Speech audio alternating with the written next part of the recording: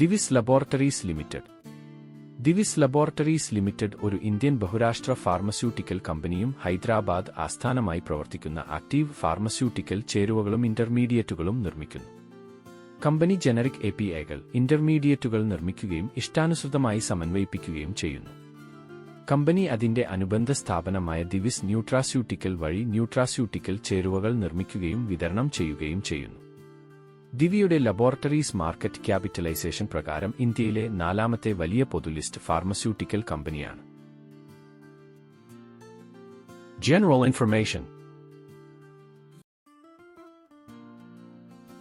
Technical performance.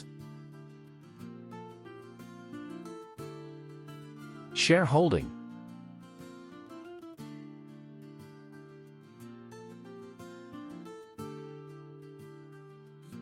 Technical levels. Large cap വ്യവസായത്തിലെ മുൻനിര pharmaceutical കമ്പനിയായ ദിവിസ് ലബോറട്ടറീസ് ശക്തമായ ഒരു പ്രതിരോധ സ്റ്റോക്ക് ആയി കണക്കാക്കപ്പെടുന്നു. അതിന്റെ ശക്തമായ ബാലൻസ് ഷീറ്റ്, സ്ഥിരമായ വരുമാന വളർച്ച, അതിന്റെ ഉൽപ്പന്നങ്ങൾക്കുള്ള ശക്തമായ ആഗോള ഡിമാൻഡ് എന്നിവ കാരണം സ്ഥിരത വാഗ്ദാനം ചെയ്യുന്നു.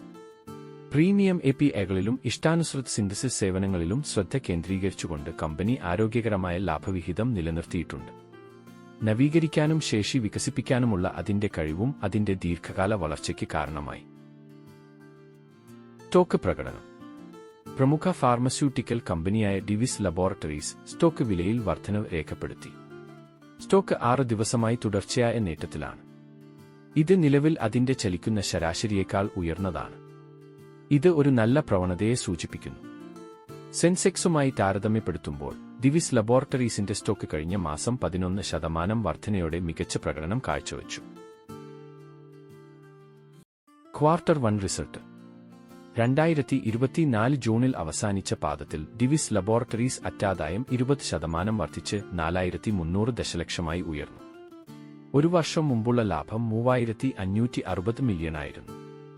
2023 ഏപ്രിൽ ജൂൺ മാസങ്ങളിലെ 17,780 ദശലക്ഷത്തിൽ നിന്ന് ഈ കാലയളവിൽ അറ്റ വിൽപ്പന 19% ഉയർന്ന് 21,180 ദശലക്ഷമായി.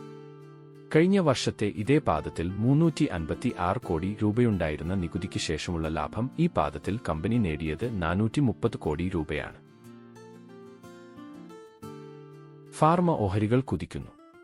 കാൻസർ മരുന്നുകളുടെ GST നികുതി വെട്ടിക്കുറച്ചതും US ബയോസെക്യൂർ ആക്ട് കരട് പാസാക്കിയതും ഫാർമ ഓഹരികൾക്ക് നേട്ടമുണ്ടാക്കി. ചൈനീസ് ബയോടെക് കമ്പനികളെ ലക്ഷ്യമിട്ട് US സർക്കാർ കരട് ബയോസെക്യൂർ നിയമം പാസാക്കിയപ്പോൾ GST കൗൺസിൽ കാൻസർ മരുന്നുകളുടെ നികുതി കുറച്ചു. ക്യാൻസർ മരുന്നുകളുടെ GST വെട്ടിക്കുറച്ചതിന്റെ ഇരട്ടി ട്രീറ്റും ഏറെ കാത്തിരുന്ന കരട് US ബയോസെക്യൂർ ആക്ടിന്റെ പാസായതും മൂലം നിരവധി ഫാർമസ്യൂട്ടിക്കൽ കമ്പനികളുടെ ഓഹരികൾ വ്യാപാരത്തിൽ കുതിച്ചുയർന്നു. ദിവിസ് ലബോറട്ടറീസ് 52 ആഴ്ചയിലെ ഏറ്റവും ഉയർന്ന നിലയിലെത്തി.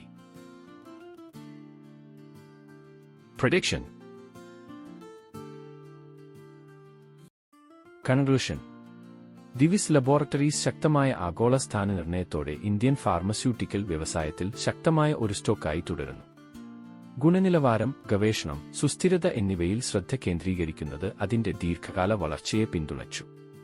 സ്റ്റോക്കിന് ഹ്രസ്വകാല ചാഞ്ചാട്ടം അനുഭവപ്പെടാമെങ്കിലും അതിന്റെ അടിസ്ഥാന കാര്യങ്ങൾ ഉറച്ചുനിൽക്കുന്നു.